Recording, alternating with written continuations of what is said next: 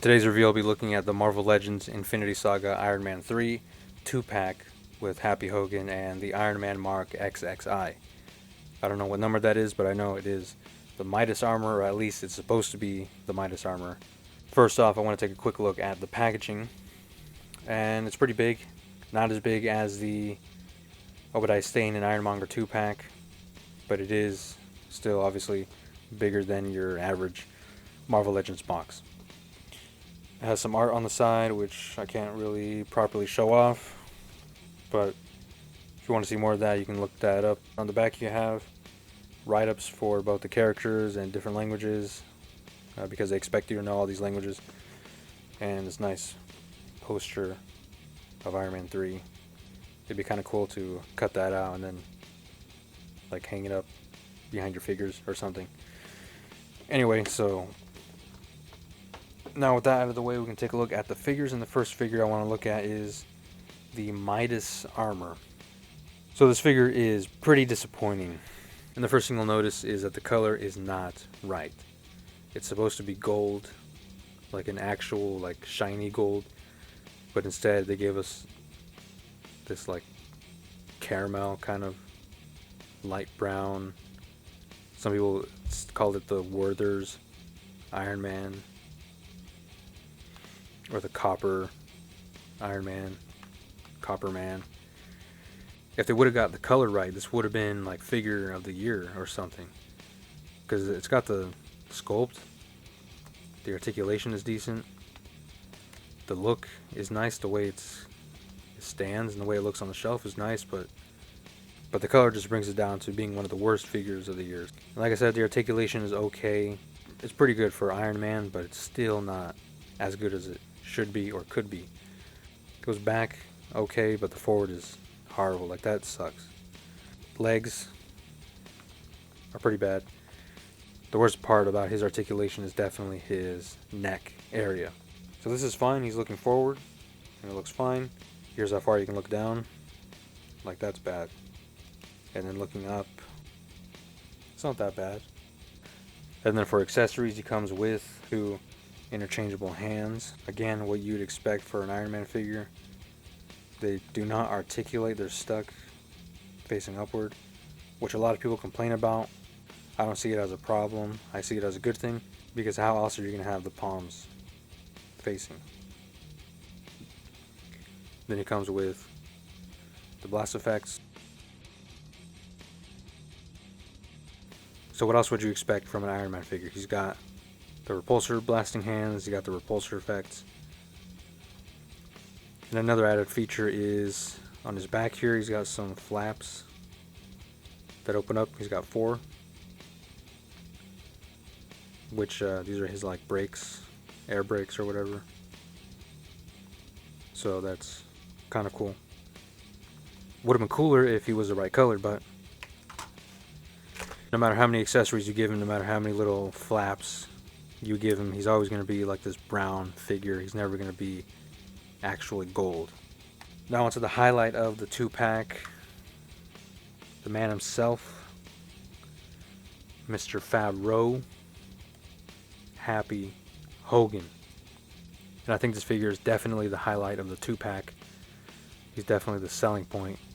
And for any Iron Man MCU fan, you definitely need this in your collection. And I think this figure turned out pretty good. He looks good. The head sculpt is, what he's wearing is accurate. Although one thing I do want to point out is there's a lot of wrinkles on the sleeve. The sleeve should be a lot baggier, especially with a suit on a bigger guy. If you get a tailored suit, it should fit a lot better than that. That's too many wrinkles for a well-fitting suit. And so when he's just standing there, it looks kind of weird. I guess it would make sense if his elbows are bent and the suit is wrinkling, but when he's in a neutral pose, that doesn't make sense for his arms to be so wrinkly. I mean, you'd expect someone that works for Tony Stark, he'd afford getting a tailored suit. So this doesn't look tailored. This looks like he got it off the rack. So that doesn't make much sense, but not very many people will notice that, unless you're into suits and vintage wear, formal business wear, formal attire. But I mean, the jacket is pretty good. And underneath the jacket, he of course has a white dress shirt with a pocket, which is pretty normal. I do like the tie. It's a nice length. It's not too short, not too long. That's about the right size for your tie. Happy knows about his ties, so of course he's got to have his ties at the right length. Of course, the belt, regular black dress belt. Although one thing I do want to point out is that the belt has lines on it. Normally you'd wear a flat belt with formal business attire, not any kind of fancy belt like that.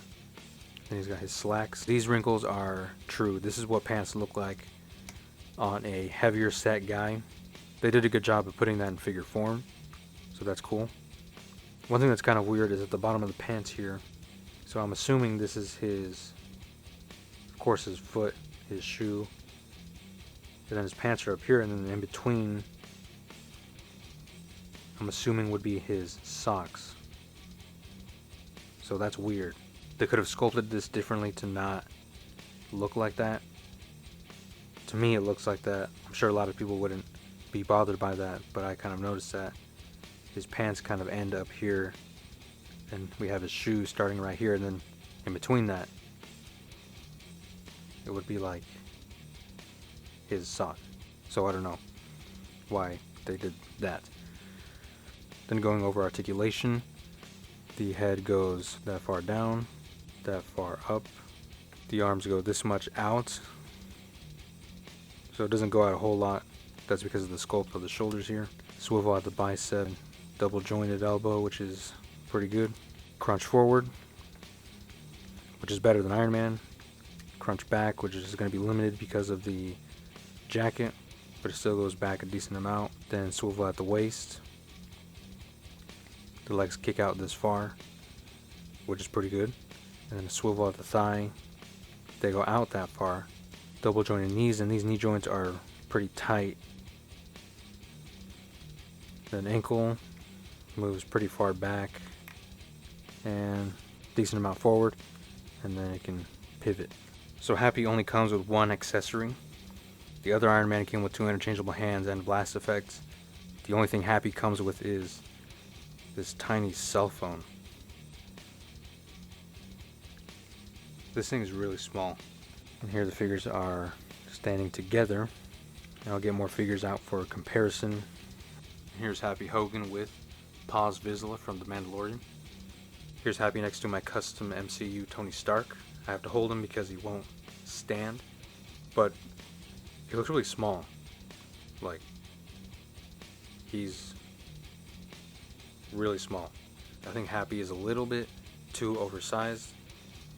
This Tony Stark is not too small. This Happy is too big. So here he is next to Obadiah, who uses the same suited body as that Tony. And Happy is still kind of big. A little bit too big. I mean, his head looks massive. So I'm not sure what's going on there. And here's Tony next to his Midas armor. I guess that's a good size. Or maybe not. I don't know. This figure is just really small. And the Midas head does come off, so you can do head swaps. That is way too small. I guess it kind of works. And that kind of makes sense. Maybe if Happy needs a suit, he asks Tony for a suit. Hey Tony, I need a suit. Yeah, I'll give you my worst suit. I'll give you my brown suit. It looks like poop. Would Happy even be able to fit in this thing? So I think this 2-pack is worth it, just because it has Happy. And for that alone, I think it's worth the $55. I don't even care about the Bread Iron Man. I'm giving that to someone else, so I'm not even keeping it.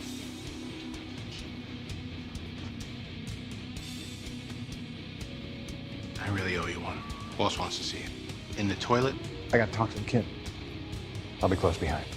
How about a loose follow? All right? Boundaries are good.